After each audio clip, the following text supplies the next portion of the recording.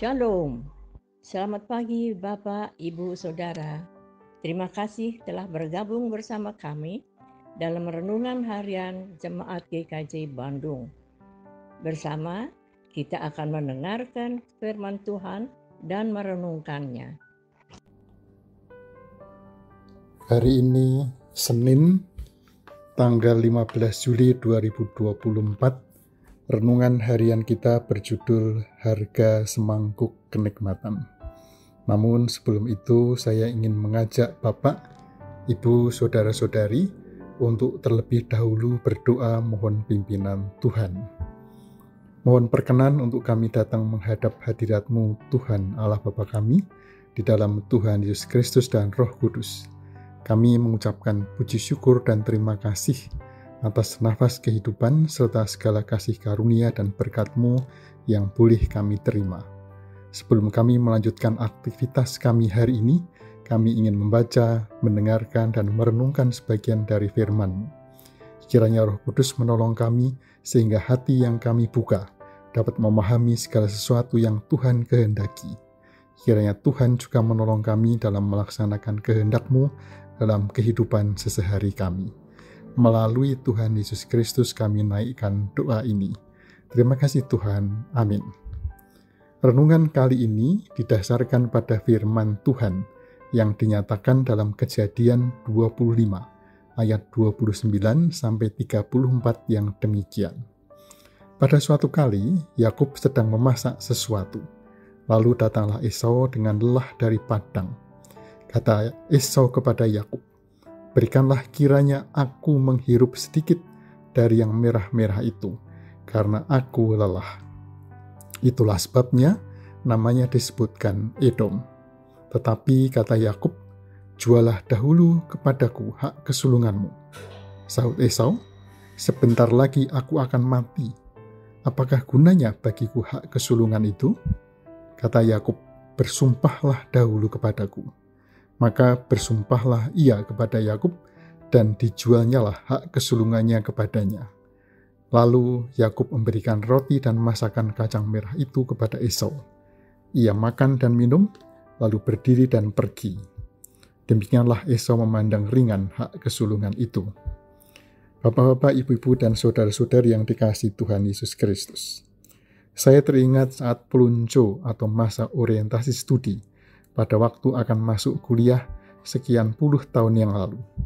Aktivitas begini dan begitu diperintahkan oleh mahasiswa-mahasiswa senior untuk kami lakukan di bawah terik matahari. Kondisi lapar dan terutama sangat haus saya alami saat bekal minuman habis. Apalagi pada waktu itu belum ada yang menjual minuman dalam kemasan. Begitu haus, sampai-sampai saya minum dari keran air di kamar mandi kampus yang tidak jelas layak atau tidak layak minum. Begitupun nampaknya Esau yang lelah, lapar, dan haus, pulang dari padang, melihat sedap-sedapan di depan mata, ingin langsung menyantap masakan Yakub yang memang nampak sangat sedap. Tanpa pikir panjang, Esau menukar hak kesulungan yang pasti sangat berharga, hanya dengan semangkuk sup atau mungkin bubur kacang merah dan sepotong roti, yang tentu jauh lebih rendah harganya dibandingkan dengan hak kesulungan. Ada banyak hal yang menarik perhatian dari perikop yang kita baca tadi. Tetapi pada saat ini, saya hanya ingin mengajak Bapak, Ibu, Saudara-saudari fokus pada kasus Esau ini. Walaupun sebenarnya Yakub juga sangat bersalah memperdayakan Esau yang sedang kelaparan dan kehausan. Ibu, Bapak, dan Saudara-saudari yang dikasihi Tuhan Yesus Kristus, situasi yang dihadapi Esau dan kaitannya dengan hak kesulungan, tanpa kita sadari juga sering kita alami. Yakobus 1 ayat 18 mempersaksikan bahwa atas kehendak Tuhan sendiri, Ia telah menjadikan kita oleh firman kebenaran, supaya kita pada tingkat yang tertentu menjadi anak sulung di antara semua ciptaannya. Status kita menjadi anak sulung dari semua ciptaan itu merupakan anugerah Tuhan melalui penebusan Tuhan Yesus Kristus. Salah satu hak istimewa sebagai anak sulung adalah menjadi pewaris kehidupan dalam kerajaan Allah. Dengan status tersebut, seharusnya kita harus dapat menjaga kondisi kita masing-masing agar selalu selaras dengan kerajaan Allah. Dalam status tersebut, kita sering diperhadapkan dengan tawaran kenikmatan duniawi, dengan syarat harus menukarkannya dengan identitas hidup kita sebagai orang-orang percaya yang harus hidup dalam kebenaran dan kekudusan. Setiap saat kita diperhadapkan pada situasi yang harus disikapi dengan mengambil pilihan.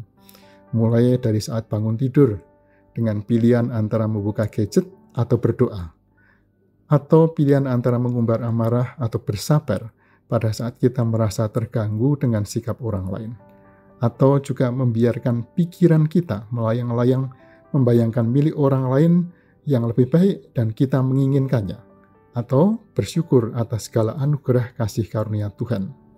Demikian pula terkadang kita diperhadapkan pada situasi yang lebih berat, seperti pilihan antara keluarga, mungkin orang tua, suami, istri, atau anak, dengan pilihan tetap setia pada iman dalam Tuhan. Begitu pula pilihan antara jabatan untuk kenaikan pendapatan dengan kesetiaan sebagai warga kerajaan Allah. Bapak, Ibu, Saudara-saudari yang dikasihi Tuhan, disadari atau tidak, hampir setiap saat kita dapat diperhadapkan pilihan antara menyenangkan manusia, dalam hal ini termasuk menyenangkan nafsu sendiri atau menyenangkan Allah. Apabila kita memilih menyenangkan manusia, walaupun kita pikir bahwa hal itu hanya dosa kecil, maka hal itu tidak berbeda dengan Esau yang memilih kenikmatan semangkuk masakan kacang merah. Konsekuensi dari memilih kenikmatan semangkuk kacang merah cukup berat bagi Esau. Ibrani 12 ayat 16-17 mempersaksikan demikian. Janganlah ada orang yang menjadi cabul atau yang mempunyai nafsu yang rendah seperti Esau yang menjual hak kesulungannya hanya untuk sepiring makanan. Sebab kamu tahu bahwa kemudian ketika ia hendak menerima berkat itu ia ditolak, sebab ia tidak beroleh kesempatan untuk memperbaiki kesalahannya, sekalipun ia mencarinya dengan mencucurkan air mata. Kembali ke kehidupan kita sehari-hari, banyak kenikmatan ibarat sepiring makanan itu atau sepiring makanan ini yang menggoda kita. Baiklah kita senantiasa sadar bahwa dosa sepiring makanan dapat menimbulkan konsekuensi seumur hidup. Kiranya kita selalu mempersilahkan Roh Kudus menguatkan kita untuk tetap setia. Amin.